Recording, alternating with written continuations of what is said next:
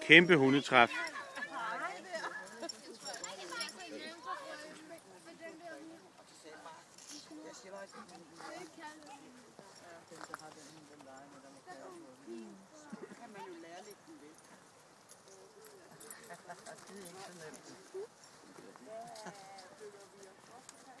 Er det frostvejr, der gør, at folk er kommet ud nu? Det er i hvert fald dejligt, ikke? Godt, Eika. Ja, det er godt.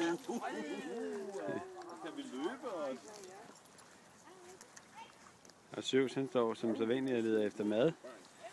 Og 2 legende hunde herovre. Emily hygger sig.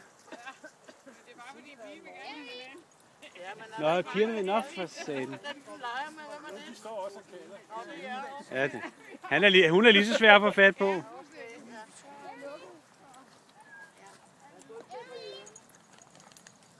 Ej, hvor sjovt. Er der nogen, der har set en lille krølle? Nå, han er derovre. Balder! Jeg gider ikke det der, du render rundt med hunden over i buskaget.